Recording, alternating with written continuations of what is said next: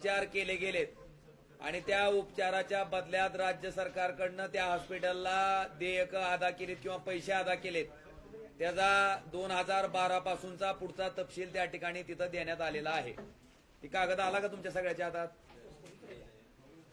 सगळ्या पत्रकाराच्या हातात आलाय? आल्यावर सांगा की. सर्वप्रथम या पत्रकार परिषदेच्या निमित्तानं या ठिकाणी उपस्थित असलेले सन्माननीय आमदार कैलासदादा, सन्माननीय राष्ट्रवादी काँग्रेस शरद पवार पक्षाचे जिल्हाध्यक्ष संजयदादा दुधगावकर साहेब, सन्माननीय जगदाळे साहेब, राष्ट्रवादी काँग्रेस शरद पवार पक्षाचे ज्येष्ठ नेते सन्माननीय मसूदभाई, सन्माननीय माजी नगराध्यक्ष नंदुराजे निंबाळकर, सतीशजी सोमानी आणि या पत्रकार परिषदेसाठी उपस्थित असलेल्या सर्व पत्रकार बांधवांचं मी पहिल्यांदा मनपूर्वक स्वागत करतो. आता सगळ्यात महत्वाचा प्रश्न असा आहे की मी त्या दिवशी जे काही सभेत बोललो ते माहितीच्या अधिकाराखाली Terna speciality hospital and research centre ह्याच्या बाबतीत माहितीच्या अधिकाराखाली जी माहिती मागवली होती आणि त्या माहितीच्या आधारे त्या हॉस्पिटलनं महात्मा फुले जनआरोग्य योजनेच्या अंतर्गत 2012ला 24 पेशंटवर 25 प्रकारच्या शस्त्रक्रिया केल्या आणि 2,50,750 रुपये राज्य सरकारकडनं घेतले गेले. 2013ला 16 पेशंटवर 138 प्रकारच्या शस्त्रक्रिया किंवा अजून काय म्हणते ती क्रिया किंवा थेरपी जे काय केलं गेलंय ते त्याच्या बदल्यात 10,13,500 रुपये त्याच्याकडनं घेतले गेले राज्य सरकारकडनं. आणि 2014ला 9 पेशंटवर 80 प्रकारच्या शस्त्रक्रिया किंवा थेरपी हे केलं गेलं आणि त्याच्यातनं 11,32,500 रुपये घेतले गेले त्या वर्षात. माझं म्हणणं हे आहे की त्यांचेच पुत्र दावा करत होते की आम्ही मोफत इथले पेशंट त्या हॉस्पिटलला नेतो आणि मोफत उपचार करतो. तर माझा माहितीच्या अधिकारातनं जो खुलासा झाला त्याच्यात त्यांचा पहिला भांडाफोड झालाय की त्यांनी मोफत उपचार रुग्णावर केलेले नाहीत. प्रत्येक रुग्णाचं आधार कार्ड आणि रेशन कार्ड त्या ठिकाणी घ्यायचे, महात्मा फुले जनआरोग्य योजनेसाठी त्याचं प्रपोजल पाठवायचं, तोपर्यंत त्या पेशंटला 10-10, 15-15 दिवस ताटकळत ठेवायचं. जेव्हा राज्य सरकारकडनं त्याला मंजुरी यायची त्याच वेळेस या लोकांनी त्या लोकांचे ऑपरेशन केलेले आहेत. आणि माझा मूळ मुद्दा हा आहे की ज्या 16 पेशंटवर 138 प्रकारच्या शस्त्रक्रिया किंवा थेरपीज केल्यात ते जाहीर करावं. समजा रुग्णावर उपचार केलं ते जाहीर करण्यात काय कारण, म्हणजे अडचण काय असायचं कारण आहे? कारण आम्हाला ह्याच्यात शंका येते की तुम्ही नुसतं बोगस पद्धतीच्या तपासण्या केलेल्या किंवा शस्त्रक्रिया केलेल्या दाखवल्या गेल्यात आणि त्याच्यापोटी राज्य सरकारकडनं बिलं उचलली गेलेत. कारण 2013ला 16 पेशंटवर 138 आणि 2014ला 9 पेशंटवर 80. मला वाटतं हा आकडा संशयास्पद आहे आणि म्हणून ही कोण पेशंट आहेत, काय काय शस्त्रक्रिया केल्यात ती सांगावं आणि पहिल्यांदा कबूल करावं, त्यांचं वाक्य मागं घ्यावं की आम्ही संबंधित पेशंटवर मोफत उपचार केलेत. हा माझा पहिला मुद्दा जो आहे, मला वाटतं ह्याच्या बाबतीतलं स्पष्टीकरण मी तुम्हाला दिलंय. दुसरं आणि सगळ्यात महत्वाचं त्यांचं म्हणणं असं आहे की मेडिकल कॉलेज इथं मंजूर असलेला काय पुरावा आहे तुमच्याकडं? मला सांगा, कुठलंही राज्य सरकार, त्यावेळेस पद्मसिंह पाटील मंत्रिमंडळात मंत्री होते, कुठलंही राज्य सरकार एखादं मेडिकल कॉलेज केव्हा मंजूर करतं? त्याचा प्रस्ताव जावा लागत असेल ना आधी की बाबा आम्हाला हे मेडिकल कॉलेज अमुक अमुक ठिकाणी करायचंय. मग त्यावेळेस मंत्री असणारे पद्मसिंह पाटील जर धाराशिवमधनं निवडून येत असतील तर धाराशिव जागेचा प्रस्ताव देणं अपेक्षित होतं त्या मेडिकल कॉलेजसाठी. पण धाराशिवच्या लोकांवर अन्याय करून, धाराशिवच्या लोकांना तोंडाला पानं पुसून, धाराशिवला गरज असताना मुंबईतल्या नेरूळ या ठिकाणच्या जागेचा प्रस्ताव मेडिकल कॉलेजसाठी का दिला गेला 1983ला? तुम्ही मंत्री आहेत, मंत्रिमंडळातले सदस्य आहेत, तुमचा अधिकार आहे, तुम्ही तुमच्या मतदारसंघाचा विचार करणं अपेक्षित होतं. असं असताना तुम्ही नेरूळचा प्रस्ताव का दिला? आणि तुम्ही प्रस्ताव दिल्यावरच राज्य सरकारनं मंजुरी दिली असेल ना? राज्य सरकार आलं तुम्हाला मुंबईतच घ्या म्हणून मागं लागलं होतं. काय बी करा मुंबईतच घ्या असं म्हणून मागं लागलं होतं का? आणि मला वाटतंय हे पहिला सगळ्यात मोठा गोंधळ त्या ठिकाणी घातला गेलाय की कॉलेज धाराशिवला न करता मुंबईच्या नेरूळ या ठिकाणी केलं गेलं. तिथं ते रिसर्च हॉस्पिटल नावानं आता मोठं हॉस्पिटल काढलं गेलंय.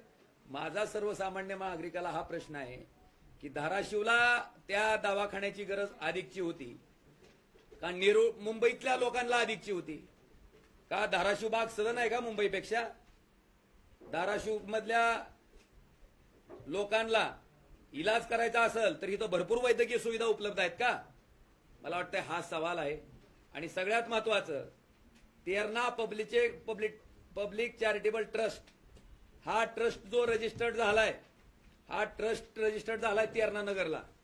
या ट्रस्टचं काय उद्देश आहे ह्याची कॉपी मी तुम्हाला देतो की ग्रामीण भागामध्ये वैद्यकीय सोयी सुविधा उपलब्ध करणं, शेतकऱ्याचा आर्थिक स्तर उंचवण्यासाठी शेतीमध्ये नवीन नवीन तंत्रज्ञान आणणं, त्याचे प्रयोग करणं आणि शेतकऱ्याची उन्नती साधणं. काय तेरणा पब्लिक चॅरिटेबल ट्रस्टनं शेतकऱ्याची उन्नती साधली आणि मेडिकल फॅसिलिटी ग्रामीण भागात तयार करा म्हणते. मग नेरूळ मुंबई मधला भाग हा काही ग्रामीण भाग आहे का? मग तिकडं का कॉलेज केलं गेलं? धाराशिवमध्ये 83ला कॉलेज झालं असतं, धाराशिवला हॉस्पिटल झालं असतं तर त्याचा लाभ त्याचा फायदा धाराशिवच्या लोकांना झाला नसता का? आपण धाराशिवचे मंत्री म्हणून आमदार म्हणून त्यावेळेस आपल्याला वाटलं नाही का की बाबा आपण मेडिकल कॉलेजचा प्रस्ताव देत असताना धाराशिवचा द्यावा, नेरूळचाच का द्यावा वाटला, तिथंच का मंजूर करून घ्यावं वाटलं? मला वाटतं ह्या प्रश्नाची उकल पण त्यांनी करणं क्रमप्राप्त आहे. आणि सगळ्यात महत्वाचं तेरणा पब्लिक चॅरिटेबल ट्रस्टची जी पहिली ट्रस्ट डीड आहे त्याच्यामधलं जे संचालक मंडळ आहे ते तेरणा कारखान्याचं जे संचालक मंडळ आहे तेच त्या ट्रस्टमध्ये ट्रस्टी होतं. मग हळूहळू जसं जसं तेरणा कारखान्याचे डायरेक्टर हटवून आजीवन सदस्य पद्मसिंह पाटील, आजीवन सदस्य राणा पाटील, आजीवन सदस्य मल्हार पाटील हे का आजीवन सदस्य केले गेले? एकाच कुटुंबातले का आजीवन केले गेले? आणि बाकीचे तेरणा कारखान्याचं जे संचालक मंडळ होतं ते एक एक एक एक एक एक करून हटवलं का गेलं? मला वाटतंय हा त्याच्या पाठीमागचा मूळ प्रश्न आहे. याचा अर्थच एक आहे की तेरणा पब्लिक चॅरिटेबल ट्रस्ट जी की शेतकऱ्याच्या मालकीची होती, तेरणा कारखान्याच्या मालकीची होती, सभासदाच्या मालकीची होती, ती डॉक्टर पद्मसिंह पाटील कुटुंबाने हडपली आणि हडपलेल्या ट्रस्टवर हडपलेलं मेडिकल कॉलेज धाराशिवला प्रस्ताव न देता नेरूळ या ठिकाणी प्रस्ताव दिला आणि तिथं केलं गेलं. मला वाटतंय हा त्याच्या पाठीमाग मधला मूळ प्रश्न आहे, मूळ गाभ आहे. आणि काल जे वल्गना केल्या गेल्या, धमक्या देण्यात आल्या, बघून घेऊ करून घेऊ, तुमचा प्रताप माहिती आहे, तुमचं वक्तव्य माहिती आहे, तुमची कृती माहिती आहे, तुमचा नीचपणा माहिती आहे, सगळंच माहिती आहे मला.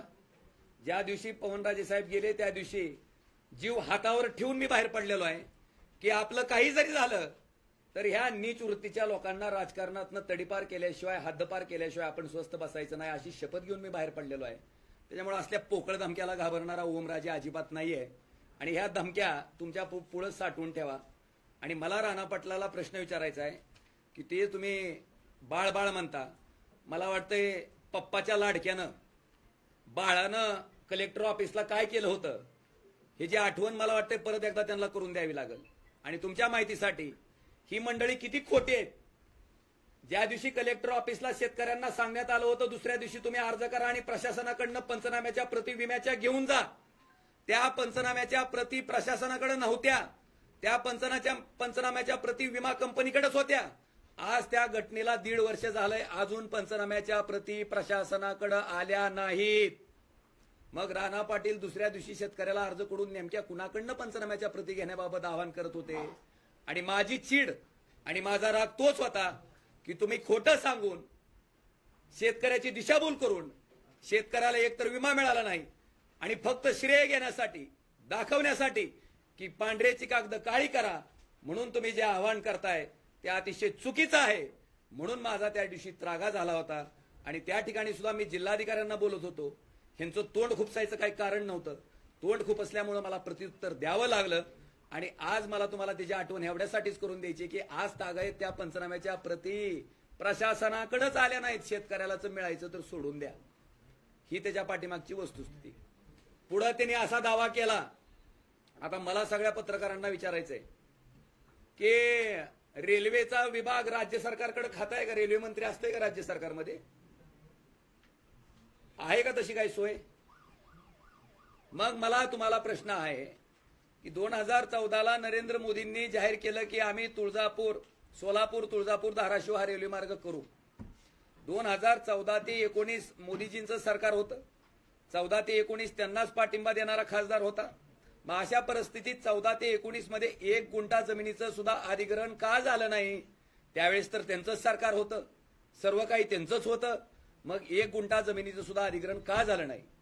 पण 19 ते 24 मध्ये ओमराजे खासदार झाल्याच्या नंतर ओमराजेनं संसदेत मागणी केली. ओमराजेनं रेल्वे मंत्र्याकडे पाठपुरावा केला. ओमराजेनं जिल्हाधिकारी कार्यालयात मिटिंग घेतल्या रेल्वेच्या आणि महसूल विभागाच्या अधिकाऱ्याच्या. त्याच्या प्रोसिडिंग माझ्याकडे उपलब्ध आहेत.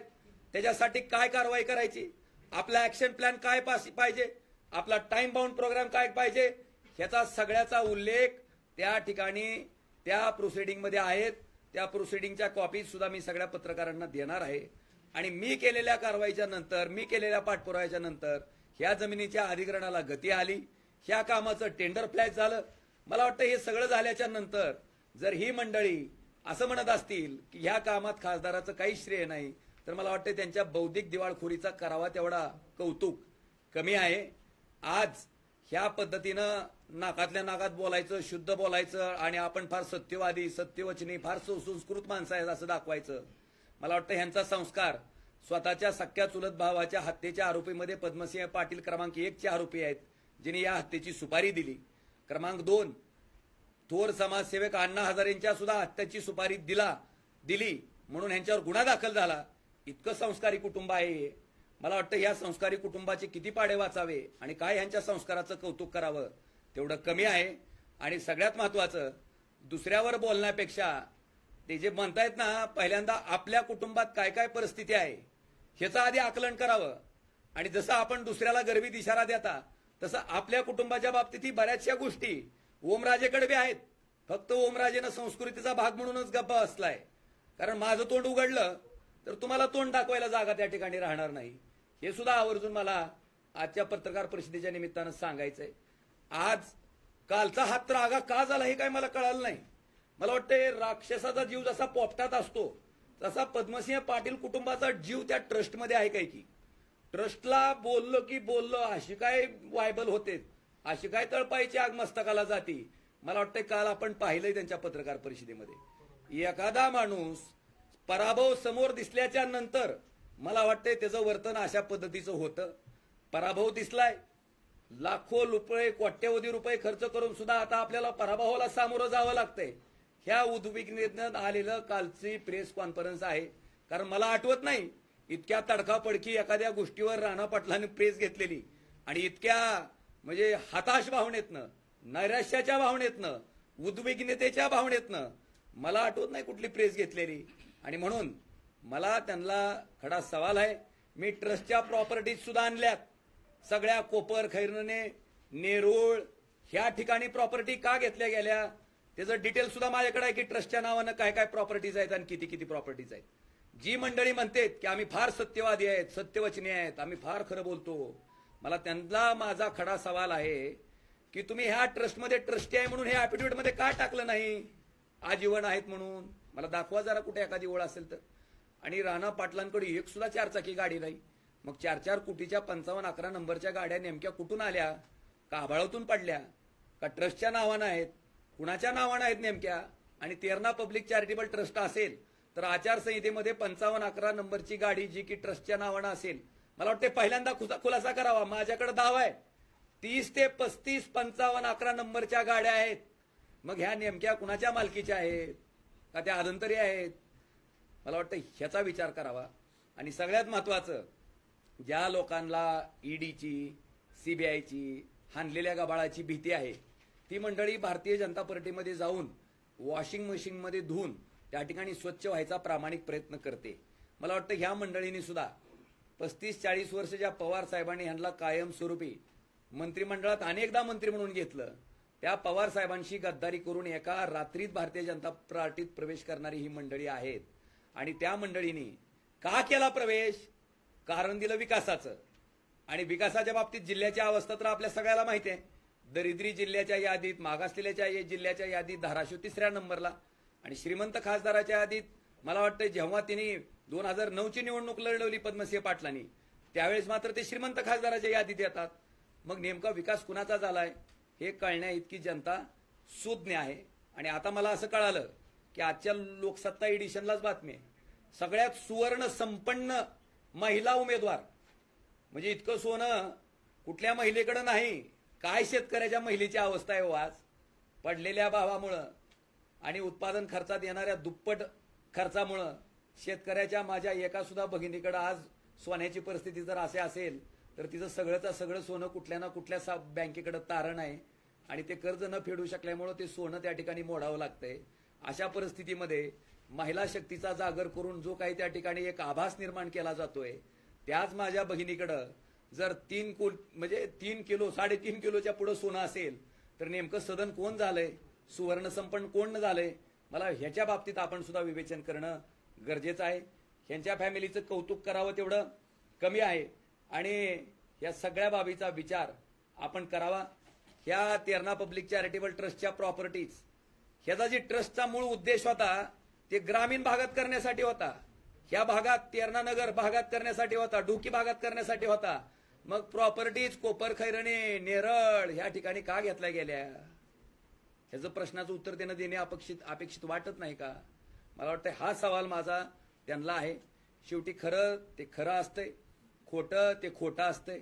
आणि सगळ्यात महत्वाचं आपण संत गोरोबा काकाच्या भूमीत राहतो आणि संत गोरोबा काकाच्या भूमीतलं जे थापटणं आहे ते खोट्यानं वागणाऱ्या, अनितीनं वागणाऱ्या माणसाच्या डोक्यात पडल्याशिवाय राहत नाही.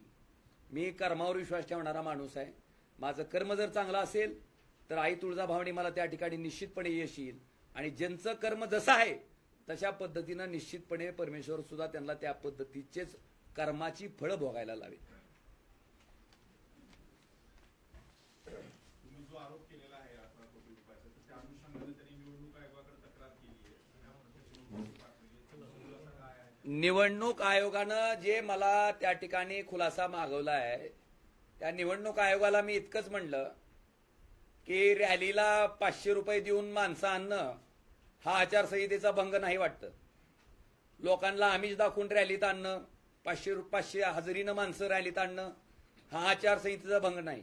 पण माहितीच्या अधिकारामध्ये मिळवलेल्या माहितीत तुम्ही एकीकडे सांगितलं की आम्ही मोफत ऑपरेशन करतो आणि दुसऱ्या बाजूला राज्य सरकारकडनं तुम्ही 18 कोटी नाही, 18 कोटी सगळी रक्कमच सांगतो, 18,23,71,248 रुपये. आणि ही माहितीच्या अधिकारात मिळालेली माहिती मला 15/2/2023 रोजी मला प्राप्त झालेल्या आहे टपालानं. आता ही माहिती जर खोटी असेल तर माझ्यावर काय कारवाई व्हायची ती होईल. आणि ही माहिती जर खरी असेल तर त्यांचा दावा जो आहे की आम्ही मोफत उपचार करतो, पहिल्यांदा तो मागं घ्यावा. कारण इथल्या गोरगरीब जनतेचं लुबाडलेला पैसा पद्मसिंह पाटील कुटुंबाने ट्रस्टच्या रूपानं हडप केला. इथल्या जनतेचं हक्काचं मेडिकल कॉलेज जे की धाराशिवला त्यांनी करणं अपेक्षित होतं, त्याचा प्रस्ताव नेरूळमधून दिला गेला आणि नेरूळला केलं गेलं. हा त्यांचा मोठा गुन्हा आहे. आणि इथल्या लोकांचं रक्त शोषायचं काम, शोषून घ्यायचं, इथली लोक कायमस्वरूपी दारिद्र्यात ठेवायची, आर्थिकदृष्ट्या उन्नत होऊ द्यायचे नाहीत. का तर निवडणूक आल्याच्या नंतर आपल्या 500 रुपये मागं, आपल्या 1000 रुपये मागं ह्या लोकांनी पळत यावं ना आपल्याला मतदान करावं. ह्या नीच मानसिकतेतनं इथल्या लोकांना जाणीवपूर्वक दारिद्र्यात ठेवल्या गेलेला इथल्या पूर्वीच्या नेतृत्वाचा हा प्रकार आहे. आणि म्हणून मी त्या ठिकाणी निवडणूक आयोगाला 4 ओळीचं पत्र दिलंय की संबंधित माहिती ही मी माहितीच्या अधिकारात प्राप्त केलेली आहे आणि त्या अधिकाराच्या आधारेच मी त्या ठिकाणी उत्तर दिलेलं आहे. त्या माहितीच्या अधिकारात आलेल्या माहितीच्या आधारेच मी बोललेलो आहे. आणि हे जर बोललेलं काय असेल तर माहितीच्या अधिकारात ज्यांनी काय उत्तर दिलं असेल हे खरं आहे का खोटं आहे हे राज्य सरकारनं सिद्ध करावं.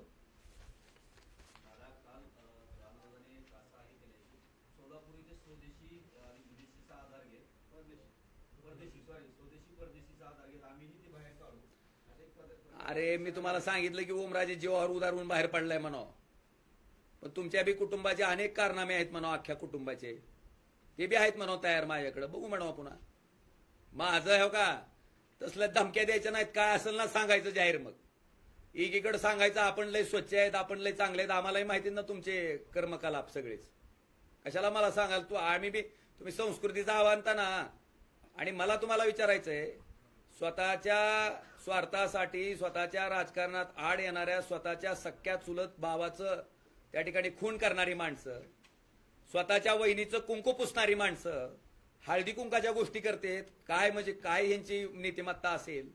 मला वाटतं ह्यांचा विचार न केलेला बरा. आणि त्याच्यामुळे जीव हातावर ठेवून ओमराजे बाहेर पडलाय.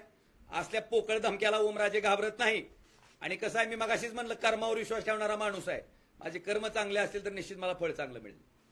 काल त्यांनी जे पेशंटची यादी दिली, 1,00,000 पेशंटवर उपचार केले म्हणून दिली आहे, आणि तुमच्याकडची जी यादी आहे त्याच्यात फक्त 4,000. माझ्याकडची यादी नाही, माहितीच्या अधिकाराखाली आलेली माहिती आहे आरोग्य विभागाची. म्हणजे मग ही नाही नाही नाही नाही, कोणतं खरं? मला काय म्हणायचंय, आरोग्य विभाग महाराष्ट्र राज्य यांनी माहितीच्या अधिकारात दिलेली माहिती आहे.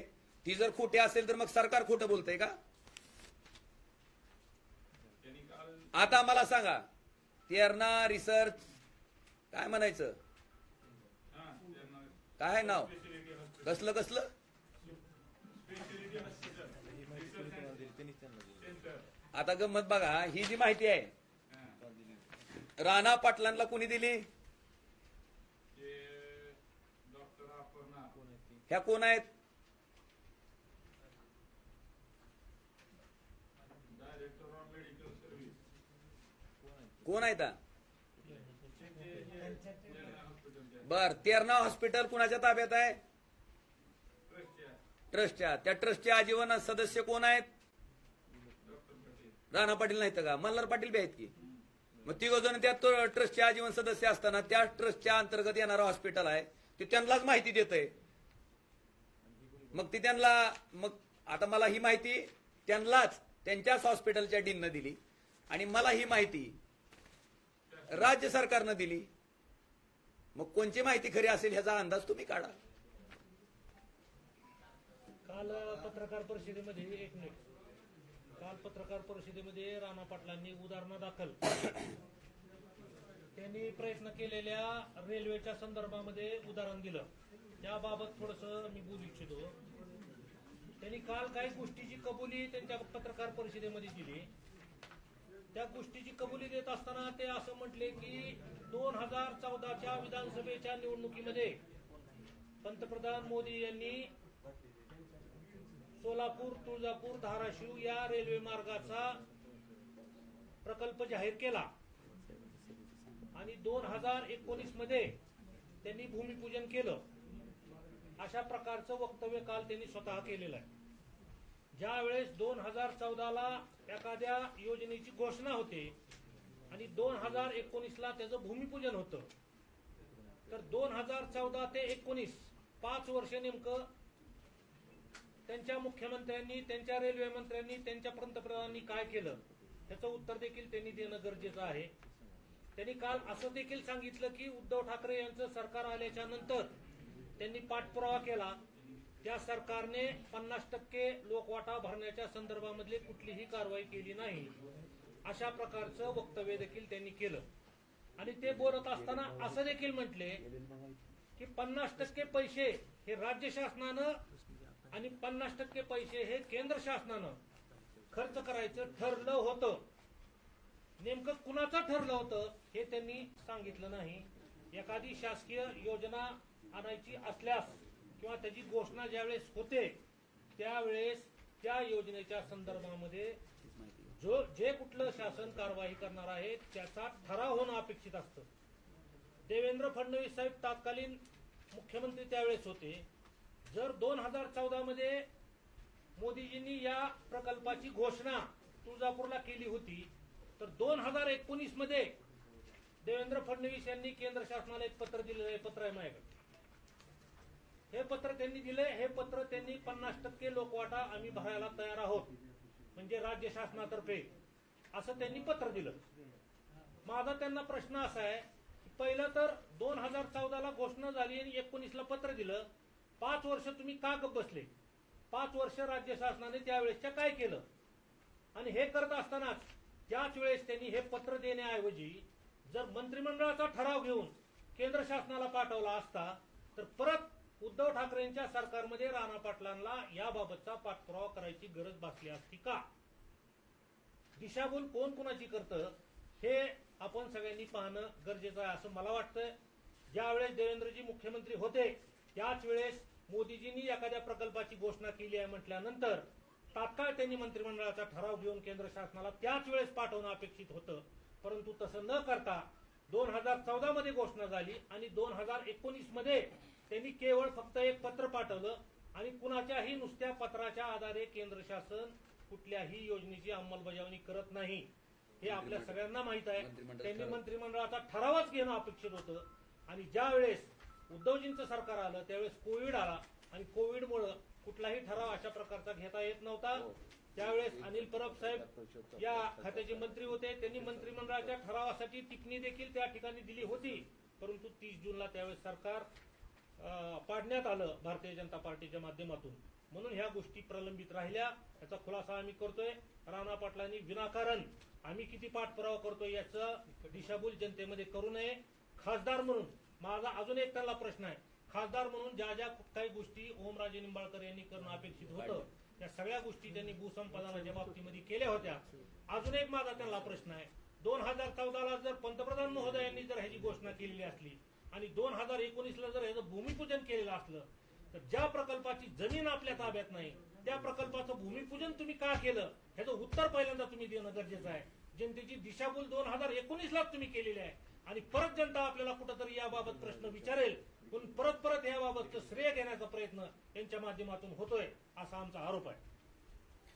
आणि हा काल राणा पाटलांची माहिती करता की खासदार जे आहे ते नौटंकी बोलबच्चींची फक्त करतायत. त्यांची कामच पद्धती सुरू आहे आणि कुठलंही काम त्यांनी 5 वर्षात केलं नाही. त्यांच्यावर बोलण्याची लायकी नाही अशा शब्दात त्यांनी माध्यमाशी बोलताना संवाद साधला.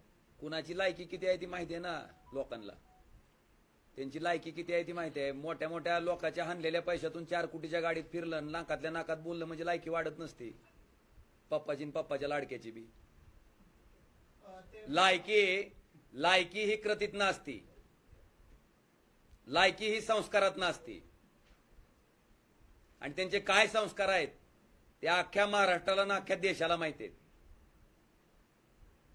माझ्याकडे तर एक व्हिडिओ आलाय की स्वयंपाक कमी पडला म्हणून स्वयंपाकाला सुद्धा बदललेला व्हिडिओ आहे माझ्याकडे. मी सोशल मीडियावर बघितलं आत्ताच काही दिवसापूर्वी. अरे काय बोलता तुम्ही? मला वाटतंय त्यांच्या कुटुंबाकडे बघितल्याच्या नंतर आणि ओमराजेच्या कुटुंबाकडे बघितल्याच्या नंतर कुणाची किती लायकी आहे मला वाटतं ही जनसामान्य जनता लक्षात घेऊन येते. फक्त स्वतःच्या स्वार्थासाठी स्वतःचं 2 नंबरचं हाणलेलं गबाळ ईडीकडे वाचवण्यासाठी शरद पवार साहेबांना गद्दारी करून गेलेली माणसं एका बाजूला आहेत. जर आम्ही बोलबच्च नौटंकी असतो ह्यांच्यासारखं हाणलेलं गबाळ असतं तर आम्ही सुद्धा भारतीय जनता पार्टीत स्वच्छ व्हायला गेलो असतो. इथं भक्कमपणे ठामपणे निष्ठेनं ताकदीनं इमानदारीनं उद्धव ठाकरे साहेबाच्या मागं आम्हालाही राहता आलं नसतं जर आमचे काही वाईट कृत्य असते तर किंवा हानहानी असती त्यांच्यासारखी. तर ज्या अर्थी आम्ही प्रामाणिकपणे उभा राहिलोय त्या अर्थी आम्ही निर्मळ आहेत प्रामाणिक आहेत. आणि हे असलं मोठड बोलायचं नाही. माझं काय म्हणणं आहे त्यांना एक तुम्हाला परीक्षेला बसायच्या आधी पेपर मागताव काय? परीक्षेला बसायच्या आधी पेपर मागता का तुम्ही? मला काय म्हणायचंय मी माहिती मागवली का कुठली? तुम्ही मला कुठला प्रश्न विचारणार आहे ह्याच्या बाबतीत मी म्हणलं का मला लिखी द्या म्हणून? मी तुम्हाला म्हणलं नाही कारण तुम्ही कुठलाही प्रश्न विचारला तर माझी उत्तर द्यायची तयारी आहे. मग तुम्ही जर प्रामाणिक आहेत तुम्ही जर निर्मळ आहेत तर तुम्ही सुद्धा त्या ठिकाणी माझ्या समोर 1 to 1 डिबेटला यावं. वाटल्यास त्यांच्या सपोर्टसाठी बाकीचे जे 5 आमदार आहेत त्यांना सुद्धा घेऊन आलं तर काय हरकत नाही. मी एकटं एकुलते एक जे आमचे कैलास दादा आहेत त्यांना बघू ती जर आले तर त्यांना घेऊन येतो ती आणि आम्ही दोघंच येतो. तुम्ही 6 जण या. वाटल्यास विधान परिषदेचे सुद्धा आहेत. विक्रम काळे साहेब आहेत, आपले धस साहेब आहेत, अजून सतीश चव्हाण साहेब आहेत. ते सुद्धा जर ह्यांच्या ज्ञानात भर टाकायला आले तर माझी काय हरकत नाही. पण परीक्षा द्यायच्या आधी परीक्षेचा पेपर फोडा आणि मग सत्य कुठला असं हे कोण राजा हरिश्चंद्र आहे ते काय लागून गेलेले सत्यवचनी. कोण काल कोण रडत होते दिसलं की तुम्हाला? ओमराजे चर्चेत कवाच रडला नाही. मला बापाची किंमत जरूर आहे, कारण वडील गेल्याच्या नंतर, बापाची माया गेल्याच्या नंतर काय अवस्था असती मुलाची, त्याच्या बाबतीत जर कोण रडणं म्हणत असेल तर मला वाटते त्याला त्याच्या बापाबद्दल काय किंमत वाटते ह्याच्याच बौद्धिक दिवाळखोरीचं ते उदाहरण आहे. त्याच्यामुळे त्याच्या बाबतीत तुम्ही जाऊ नका. मी बोललो का तर माझ्या वडिलांची तुम्ही हत्या केली, माझ्या वडिलांचं छत्र तुम्ही हिरावून घेतलं आणि अतिशय क्रूर पद्धतीनं, अतिशय नीच पद्धतीनं तुम्ही केलं. मला वाटतंय कुठल्याही मुलाला त्याचे वडील हा सगळ्यात मोठा आधार असतो. वडिलांचं माझं छत्र तुम्ही हिरावून घेतलं आणि माझे वडील माझ्या कुठल्याही सुखदुःखाच्या क्षणात जेव्हा माझ्या सोबत नसतात तेव्हा कुठल्याही मुलाला आपसूक त्यांच्याबद्दल वाईट वाटणं. कोण नीच माणूस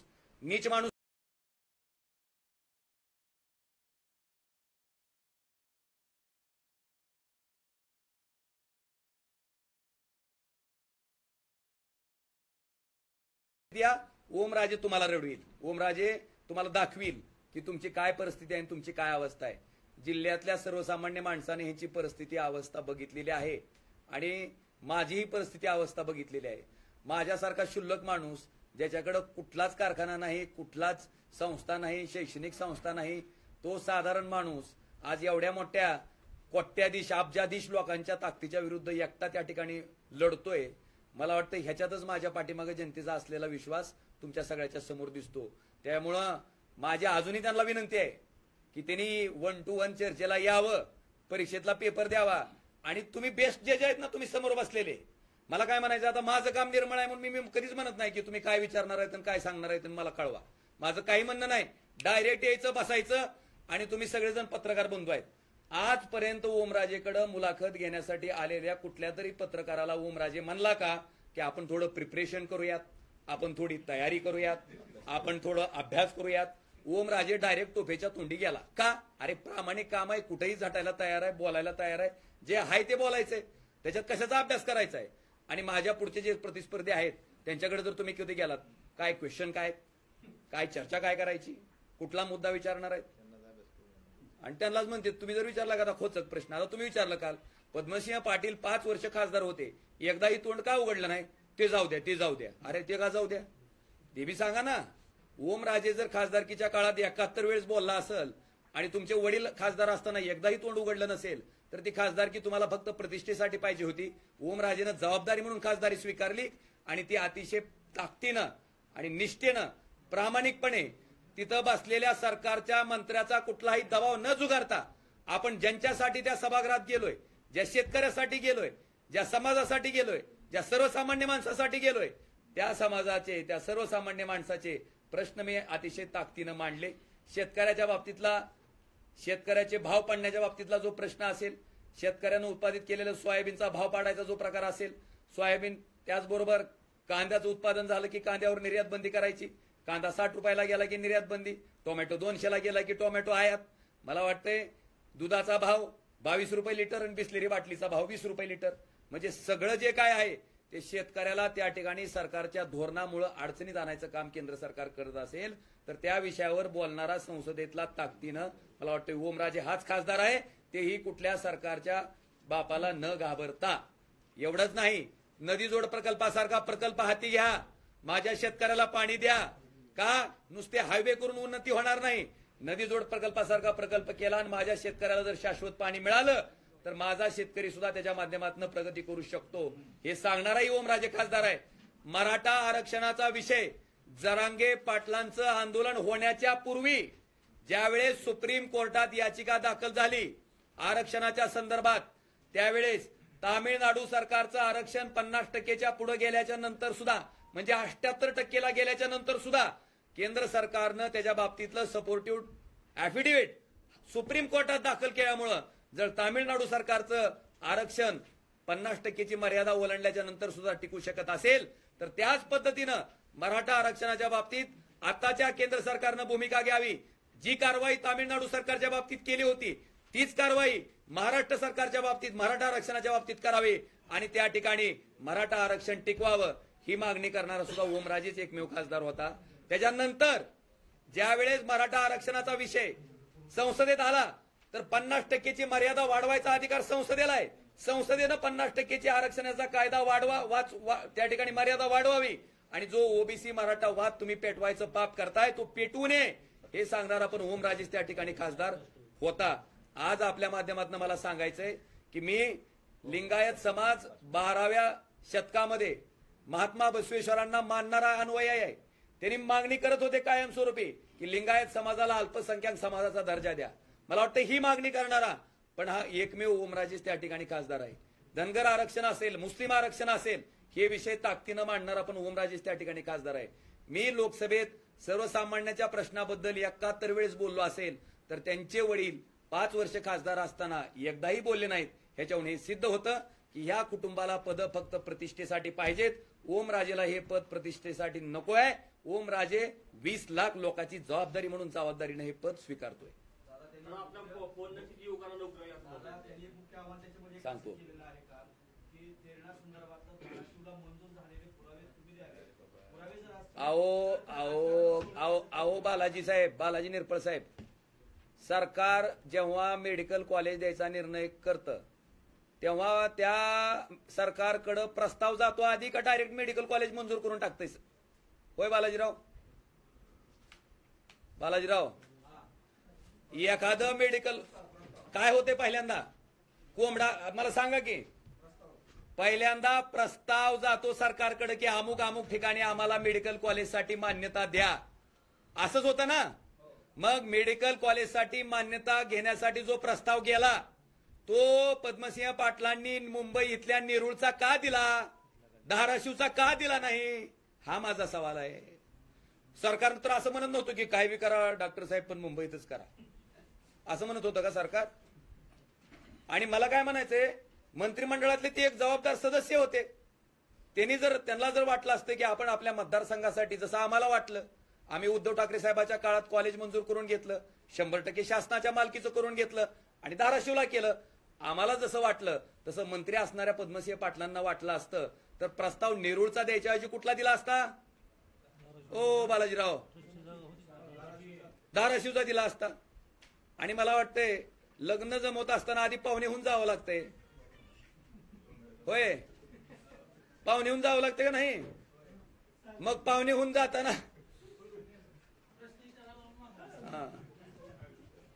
म्हणजे माझा मुद्दा लक्षात आला का आपल्या? प्रस्तावच दिला नाही धाराशिवचा. प्रस्ताव कुठला दिला? धाराशिवला जागा नव्हती का? धाराशिवला माणसं राहत नव्हते का? धाराशिवला वैद्यकीय सुविधा जास्त होत्या का? त्यांना वाटलं धाराशिवची लोक चट लातूरला जातील, नाहीतर आंबेजोगाईला जातील, नाहीतर सोलापूरला जातील, पण जास्त कॉलेजची गरज मुंबईतल्या लोकांना आहे. त्यांची सोय त्याने आधी बघितली. खरं आहे ना? राष्ट्रवादी शरदचंद्रजी पवार साहेब पक्षाची ओपन भूमिका आहे.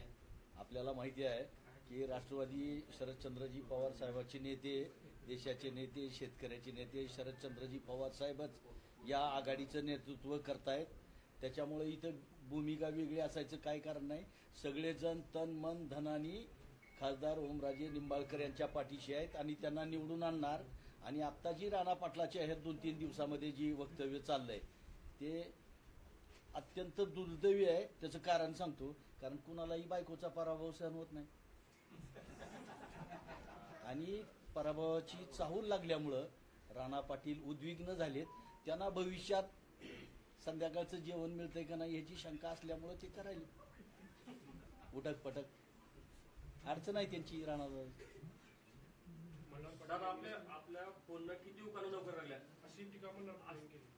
सगळ्यात महत्वाचं ह्यांचीच बौद्धिक दिवाळखोरी आहे. आता माझ्या फोननं काय काय झालं ते सांगतो. बरं झालं विचारलं ती. ह्यांच्या 45 वर्षाच्या मंत्रिपदाच्या सगळ्या कारभारामुळं हा जिल्हा दरिद्री जिल्ह्याच्या यादीत गेला, हे तर मान्य आहे की त्यांना? मान्य आहे का नाही? आणि हे श्रीमंत खासदाराच्या यादीत वर गेले, हे तर मान्य आहे की त्यांना? मग मंत्रिपदाचा उपयोग कुणाला झाला? जिल्ह्याला झाला का पद्मसिंह पाटलाला झाला?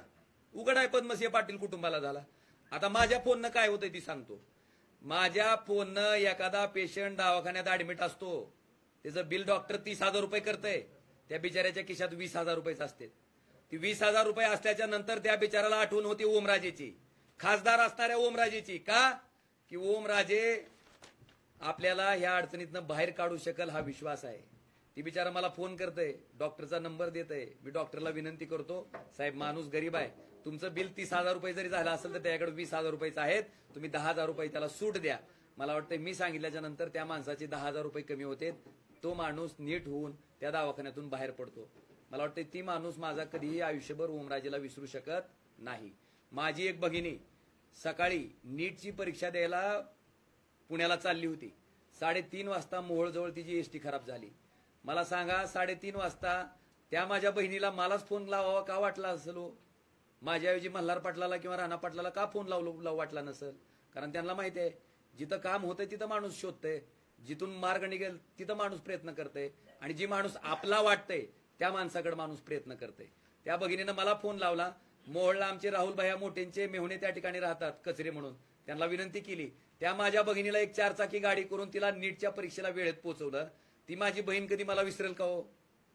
आता माझ्या फोनवर जर इतकाच आक्षेप आहे, तुम्ही माझ्या कामाला हिनवता. मी माझं कुठलं रेकॉर्डिंग टाकलेलं नाही. मी केलेली कामं सांगितलीत. का सांगितलेत? साहेब मी 24 तास जनतेच्या संपर्कात राहतो. माझा कुठलाही उद्योग व्यवसाय नाही तुमच्यासारखा की बाकीचे काम धंदे करून प्रतिष्ठेसाठी घेतलेला विपद समजत नाही. मी माझा 24 तासातला 24 तास वेळ सामान्य माणसासाठी देतो, सामान्य लोकांसाठी देतो, त्यांची कामं करतो. म्हणून सामान्य लोकच माझी प्रचारक झालेत आपल्या माहितीसाठी.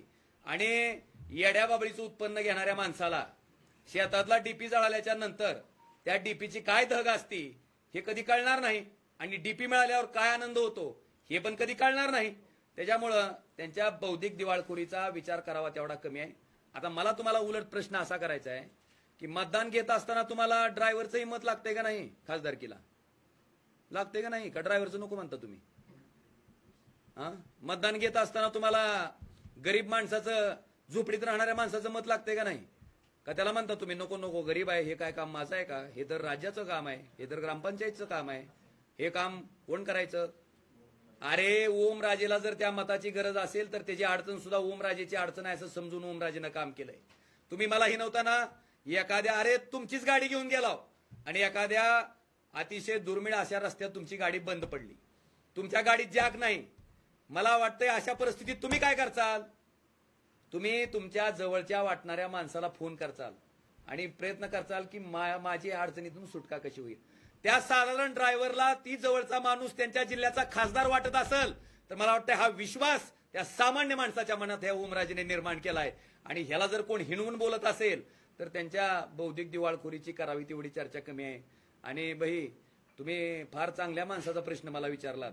त्याच माणसाचं पहिल्या दिवशी वक्तव्य होतं, त्यांच्या आईसाहेबांचं वक्तव्य होतं, भगवंताच्या पायरीहून राष्ट्रवादीत प्रवेश केल्या केल्या. काय वक्तव्य होतं? त्यांना विचारलं की आता तुम्ही राष्ट्रवादी काँग्रेस अजित पवार पक्षात प्रवेश केलाय, मग तुमचं पक्ष वाढवण्याच्या बाबतीत धोरण काय? त्या म्हणल्या मी कशाला पक्ष वाढवू, माझा नवरा तिकडे भारतीय जनता पार्टीत आहे, पक्ष वाढवायच्या बिडवायच्या भानगडीत काय मी पडत? मला वाटतं अजितदादाने सुद्धा कपाळावर धोंडा आणून घेतला असेल. हे झालं, हे काय कमी होतं काय की? म्हणून मला वाटतं मल्हार पाटलांचं, ज्यांचं तुम्ही आता फार कौतुकानं प्रश्न मला विचारत होता की काय झालं, त्यांना म्हणावं उगत दम काढ म्हणावं, 7 तारखेचं मतदान होते आणि 4 तारखेच्या मतमोजणीला या म्हणावं, चमच्यान पळ्याच तयार आहेत म्हणावं, तुम्हाला बघा काय होतंय ते. तुम्हाला त्याची काळजी करायचं कारण नाही. एक एक एक जरा थांब, सगळं बोलतो.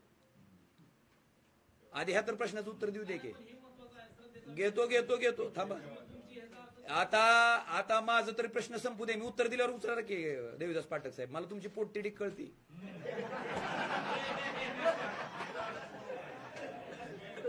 मला आपला विषय असा आहे, कुठं होता आपण? ऐका पुन्हा पुढच्या मुद्द्यावर ते गेले. कुठल्या मुद्द्यावर गेले? थांबा, कुठल्या मुद्द्यावर गेले मला सांगा. आता त्यांचं वक्तव्य होतं आमच्या रक्तात काय आहे सांगा की. राष्ट्रवादी. हृदयात काय आहे? भाजप. चूक त्याची नाही, लेकराची नाही, लेकराची चूक नाही. आणि त्यानं काय करावं? वडील त्याचा बिचारा भारतीय जनता पार्टीत आहे आणि त्यांच्या आईसाहेब राष्ट्रवादी काँग्रेस पार्टीत आहे. त्याच्यामुळे असा लोचा होणं साहजिक आहे. त्या बिचारीची चूकच नाही काय. त्यामुळं त्यानं जे म्हणलं ते बरोबर आहे की बाबा माझ्या हृदयात राष्ट्रवादी आहे. हृदयात नाही, चुकलं काय की माझं रक्तात राष्ट्रवादी आहे आणि हृदयात भाजप आहे. मग मी त्यांना एवढीच विनंती केली की आपल्या आईवडिलांचा आदर्श डोळ्यासमोर ठेवून आपण सुद्धा एखादा पक्ष बदलायला काही हरकत नाही. आणि तो पक्ष बदलायचा असेल तर पहिल्यांदा आपल्या कुठल्या ना कुठल्या आवायात तो पक्ष घालून घेणं कर्मप्राप्त आहे. आणि म्हणून त्यांना मी विनंती केली की तुमच्या किडनीमध्ये जर मनसे घातलं आणि शिंदेगड जर लिव्हरमध्ये गेलं तर मला वाटतंय रात्रीतनं आईवडिलांसारखा अजून कुठल्या पक्षात जर संधी मिळत असेल तर पक्ष बदलायला तुम्ही सुद्धा मोकळं व्हाचाल, त्याच्यात काही शंका नाही. आणि मला वाटतंय महायुती राज्याच्या स्तरावर झालेली आपण बघितली असेल, पण कुटुंबाच्या स्तरावर महायुती झालेली फक्त धाराशिवचंच उदाहरण आहे. ह्याच्याबद्दल काय म्हणणं आहे आपलं? मला वाटतं हा विषय आहे. त्या प्रत्येक गोष्टीकडं बघत असताना आपण एका चांगल्या भावनेतनं बघणं अपेक्षित आहे.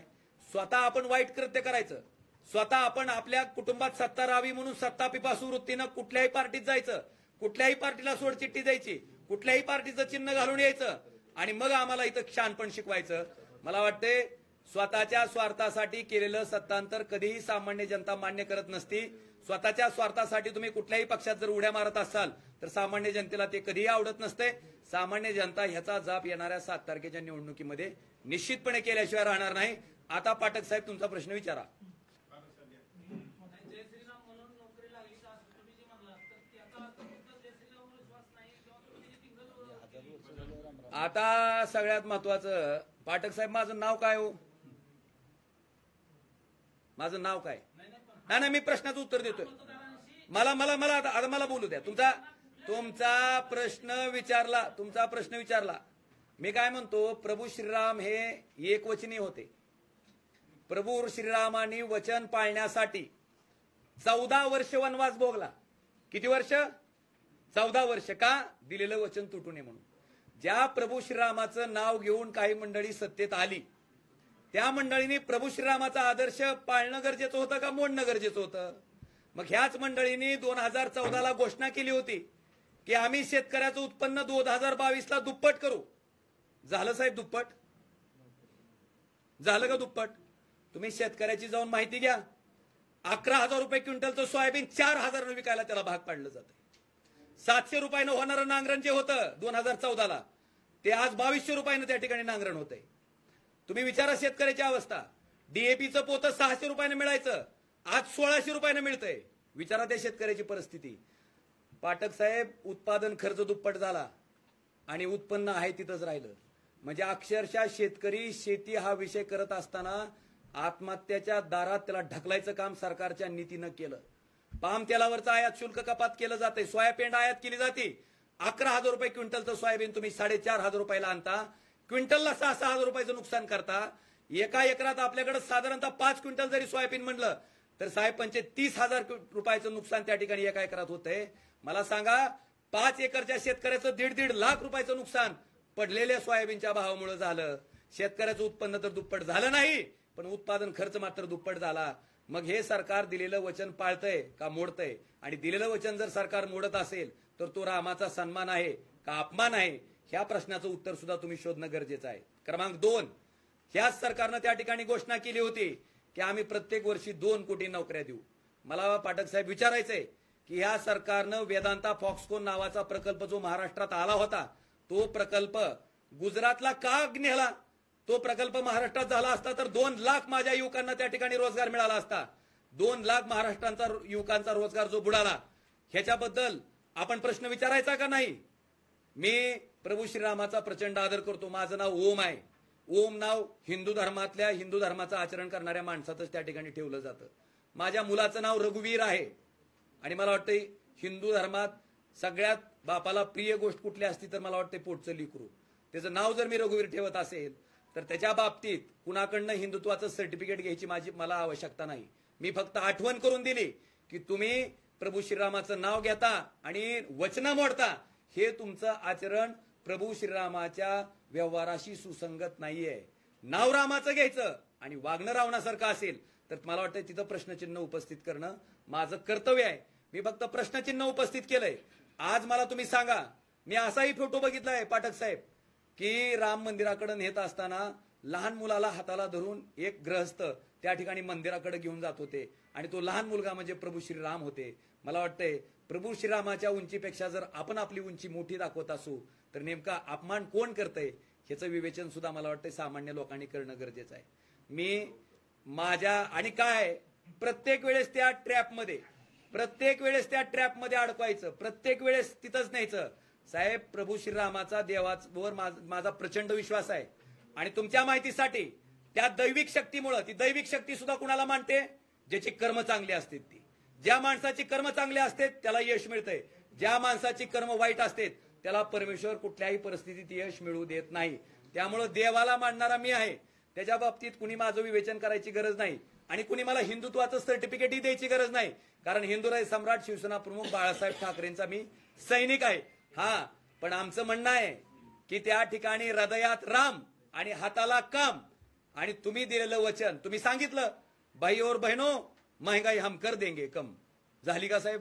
वचन मोडलं का नाही? आज 60 रुपयाचं डिझेल तुम्ही 97 रुपये लिटरनं विकता, 70 रुपयाचं पेट्रोल तुम्ही 108 रुपये लिटरनं विकता, 400 रुपयाचं सिलेंडर तुम्ही 1100 रुपयानं विकता. महागाई वाढवता आणि परत तुम्ही म्हणता की महागाई कमी झाली का नाही. या प्रश्नाचं उत्तर तुम्ही विचारता. मला तुमच्या सगळ्या लोकांच्या माध्यमातून विचारायचं आहे, 2022ला सगळ्या लोकांना, ग्रामीण भागात राहणाऱ्या लोकांना घरकुलं मिळणार होती, प्रत्येकाला छप्पर मिळणार होतं. ही घोषणा सुद्धा मला वाटतं सन्माननीय पंतप्रधान नरेंद्र मोदी साहेबांच्या सरकारची आहे. आज तुम्ही गावोगाव जाऊन सर्व्हे करा, अजून सुद्धा 800 घरं मंजूर आहेत, 900 घरकुलं मंजूर आहेत. त्याच्यापैकी 100 घरकुलं सुद्धा झालेली नाहीत. 700च्या 700 लोक स्वतःच्या घरा वाचून, हक्काच्या घरा वाचून वंचित आहे. मग तुम्ही दिलेलं वचन 2022चं मोडलं असेल, तुम्ही जर वचन पाळलं नसेल, तुमच्या बोलण्यात आणि वागण्यात जर अंतर पडलं असेल, तर हे लोकांच्या समोर आणून देणं मला वाटतंय प्रभू श्रीरामानं सांगितलेल्या कर्तव्यापैकी एक प्रामाणिक कर्तव्य आहे. आणि मी हा भागाचा खासदार म्हणून ते कर्तव्य अतिशय प्रामाणिकपणे पार पाडलंय. त्यामुळे प्रभू श्रीरामाचे त्या ठिकाणी आशीर्वाद सुद्धा निश्चित माझ्या पाठीशी राहतील. फेब्रुवारी 2023 मध्ये तुम्हाला 13 हॉस्पिटलची माहिती मिळाली. मग तुम्ही या 14 महिने झाली माहिती घेऊन तुम्ही कुठे तक्रारी किंवा चौकशी मागणी केली का? जिथं करायची तिथं केली. अजून बरीच माहिती आहे. आता टप्प्याटप्प्यानं येईल. आता एक लक्षात घ्या, माहिती आली मी गप्प होतो. मी कधी बाहेर काढली? तुम्ही दावा केला की आम्ही मोफत ऑपरेशन करतो. पहिल्यांदा मल्हार पाटलाचं भाषण आहे का तुम्ही पहिल्यांदा दावा केला. ही माहिती काढली होती, माझी द्यायची इच्छा नव्हती, मी शांतच बसलो होतो. जेव्हा तुम्ही खोटा दावा केला की आम्ही लोकांचे मोफत ऑपरेशन करतो, त्यावेळेस ही माहिती बाहेर काढली मी. तुमच्या प्रश्नाला हेच उत्तर आहे की त्यांनी क्रिया दिल्याच्या नंतर त्याला दिलेली ही प्रतिक्रिया आहे. ते म्हणतात त्यांच्या काळात न बोलताही काम जास्त झाली, खासदारीच्या काळात तुम्ही बोलताही काम कमी झालं. मग काय झालं ती सांगा की. ही काय लपून छपून करायची गोष्ट आहे का? तुम्ही सार्वजनिक जीवनात आहात. तुम्ही सार्वजनिक जीवनात असल्याच्या नंतर तुमचं प्रत्येक कार्य हे सार्वजनिक असलं पाहिजे. काम करा. अरे, आणि मला वाटतं त्यांच्या व्यक्तिमत्वाकडे बघितल्याच्या नंतर दुसऱ्यांनी केलेली कामं सुद्धा स्वतः सांगायची इतकी उत्तर ओढ त्यांना लागलेली असती. त्याच्यामुळं त्यांनी केलेली स्वतःची कामं ते न सांगता झाकून ठेवतील असं काही समजायचं कारण नाहीये. आणि मला काय म्हणायचंय, काम केलंय तर काय सांगायला हरकत आहे साहेब? आपण सार्वजनिक जीवनात आहे. आणि सगळ्यात महत्वाचं, सगळ्या माझ्या 5 आमदारांना विरोधातल्या, माझ्या सगळ्या प्रतिस्पर्धींना जर माझा फोन इतका क्षुल्लक वाटतोय तर त्या फोनवरच भाषण का चालू आहे? का चालू आहेत भाषण? समजा ते फोन इतकं क्षुल्लक आहे, ते काम इतकं चिल्लर आहे की तुमचा साधा कार्यकर्ता सुद्धा करतो. आता तर मी आज एका आमदार महोदयाचं बघितलं की स्वतः फोनवर कसे बोलतात ही त्याचं रेकॉर्डिंग पाठवायला लागलेत. मग ह्याचा अर्थ फोन हे प्रभावी आहे, फोन हे प्रभावी अस्त्र आहे आणि माझा बाण बरोबर नियमाला लागलेला आहे. त्यामुळे मी काही काळजी करायचं कारण नाही. ज्याच्यावर मी लागलाय त्यानं त्याचा वेध घ्यावा. आणि काम, मी काय फक्त निवडणूक आल्या म्हणून 4 दिवस फोन उचललेले नाहीत बांधवानो. मी 5 वर्ष अखंडपणे फोन उचलत आलोय. 5 वर्ष लोकांची सेवा केली आहे. आज मला काम करणारा त्या सामान्य माणूस माझा प्रत्येक गाव खेळत आहे. भले एखादा कार्यकर्ता त्या गावात तयार नसेल, पण ज्या माणसानं कधीही राजकारणात भाग घेतला नाही असा सामान्य माणूस माझा कार्यकर्ता बनून प्रत्येक गाव खेड्यात त्या ठिकाणी तयार आहे. आणि मला वाटतं त्यांचं दुखणंच नेमकं तिथं आहे. आज त्या आमदार महोदयांना सुद्धा प्रत्येक जण सांगतंय की साहेब काय बी असलं तर तुमच्या वेळेस बघू, पण खासदारकीला आम्ही ओमराजे सोडून कुणालाही मतदान करणार नाहीत. आणि सगळ्यात महत्वाचं, कालच्या रॅलीचं जे अक्राळ विक्राळ रूप दाखवलं गेलं, बघितलं का नाही तुम्ही? त्या रॅलीचा भांडा कसा फुटला मला सांगा. त्यांच्या रॅलीत आलेला माणूस, त्यांच्या रॅलीत हलगी वाजवणारा माणूस, जरा थांबवून दाखवा जा शिकती कुठं आहे, काढा जरा ती. नाही बघा अजून एकदा. आता तसं बघितलं नाही म्हणायचं, आता बघायचं.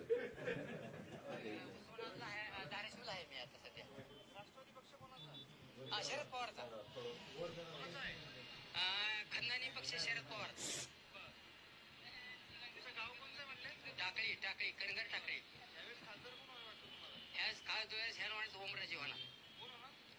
आता मला सांगा माणूस कुणाचा आहे? ते कमीत कमी 2च्या पुढून येईल साहेब. राष्ट्रवादीच्या अजित पवार गटाचे राष्ट्रवादी. अहो कसं झालंय साहेब तुम्हाला माहित आहे का, शरद पवारची जी राष्ट्रवादी आहे का, ही खंदारी राष्ट्रवादी आहे शरद पवाराची, आणि अजितदादाची राष्ट्रवादी आहे का, ही डुप्लिकेट राष्ट्रवादी आहे. हा सगळी चोरलेली आहे राष्ट्रवादी. मग ही बाण बी न्याला ना चोरून दिली साहेब, बाण बी चोरून नेलं का? शिवसेना बाळासाहेब हिंदू सम्राट राजे बाळासाहेब ठाकरे यांचे चिरंजीव उद्धवजी ठाकरे साहेब. मग शिंदे सरकार म्हणते की आमची हे नाही, शिंदे सरकार काय बी म्हणेल. पुढं महत्वाचं. ठाकरेची शिवसेना आहे, मग ठाकरे साहेबाची आणि शरद पवारची राष्ट्रवादी आहे. मग महाविकास आघाडी का? नाही, आमच्याकडे इथे ओमराजे चालला पाहिजे. डांगडिंग नाही तसली. हा ओमराजे चालणार. लय मताने येणार आहे, वाघ आहे ती. अहो नुसता साधा फोन जर केला, मोटरसायकल पंक्चर झाली तर आमचा फोन उचलताय ती. मोटरसायकल हा मग ओमराजे चालणार आहे इथं. मग दोघं 50-500 रुपये हजेरीने माणसं आणलेली आहे ती. ही महत्वाचं आहे.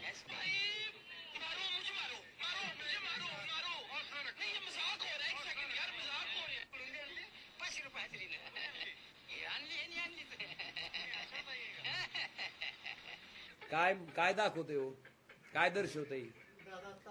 ही दर्शवतंय काय की प्रचंड जनशक्तीचा वापर करून सुद्धा लोक त्यांचं ऐकायला तयार नाहीत. आणि जी माणूस म्हणतंय ना फोन उचलल्यावर काय होतंय, त्या माणसासाठी बोलती प्रतिक्रिया काय लय फार सांगायची गरज नाही.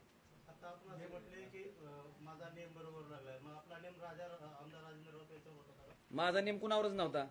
मग आता आपण आपलं काम खरं आहे. कसं असतंय काम? नाही, माझा नेम बरोबर लागलाय म्हणजे का ठेव का? नाही, ऐका. ह्या लोकांना फोनची मार्केटिंग करायची गरज का पडावी? जर फोननं काहीच होत नसेल, ओमराजे शुल्लक कार्यकर्ता आहे, ओमराजेच्या फोननं काहीच होत नाही साहेब. फोन 1 दिवस उचलणं ठीक आहे, 2 दिवस उचलणं ठीक आहे. मी 5 वर्ष उचललेत, 5 वर्ष, आणि 5 वर्ष अतिशय प्रामाणिकपणे उचललेत. आणि 5 वर्षातल्या लोकांचा जो काही संपर्क झालाय ना, मी जर आकडेवारी काढली तर तो संपर्क किमान 10-20 लाख लोकांपर्यंत जाईल.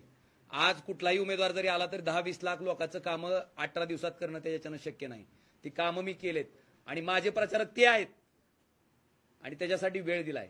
कारण माझी कुठली ट्रस्ट नाही, माझा कुठला मोठा लट कारखाना नाही की त्याचा कारभार बघून जर टाइम भेटला तर आपल्याला लोकांना वेळ द्यायचा आहे. माझा 24 तास मधला 24 तास वेळ लोकांसाठी आहे, मी दिलेला आहे आणि त्याची ही पावती आहे. आणि एक महत्वाची सूचना आहे आदरणीय दिनांक 24/4/2024 रोजी वेगळं घ्या जरा. तुळजापूर तुळजाभवानी पुण्यनगरीमध्ये देशाचे नेते शरदचंद्रजी पवार साहेब हे येत आहेत. सायंकाळी 6 वाजता त्यांची सभा आयोजित केलेली आहे आणि 24 तारखेला बुधवारी बस स्टँडच्या समोरच्या रोडला बाजूलाच एकदम तुळजापूर भवानी चौक ते आंबेडकर पुतळा. आणि ह्या सभेच्याच अनुषंगानं आदरणीय शरदचंद्रजी पवार साहेबांवर प्रेम करणारी जी इथली सामान्य जनता आहे, सामान्य लोक आहेत, ज्यांना या पक्षफुटीच्या नंतर बळकावलेले पक्ष, चोरलेले पक्ष, अतिशय नीच पातळीचं केलं गेलेलं राजकारण, ह्याच्या बाबतीत तीव्र संताप आहे. माझं आव्हान आहे की मला वाटतंय इतकं वय झाल्याच्या नंतर सुद्धा संघर्षाला तयार असणारा शरद पवार साहेबांसारखं नेतृत्व मला वाटतं आमच्यासारख्या सुद्धा माणसाला त्या ठिकाणी एक प्रकारची प्रेरणा देते, स्फूर्ती देते. माझं तमाम धाराशिव जिल्ह्यातील, धाराशिव लोकसभा मतदारसंघातील प्रत्येक मतदाराला, प्रत्येक कार्यकर्त्याला, प्रत्येक प्रामाणिक माणसाला, प्रत्येक इमानदार माणसाला, निष्ठावंत माणसाला माझं आव्हान आहे की उद्याच्या 24 तारखेला होणाऱ्या पवार साहेबांच्या सभेसाठी मोठ्या संख्येनं आपण त्या ठिकाणी ठीक 6 वाजता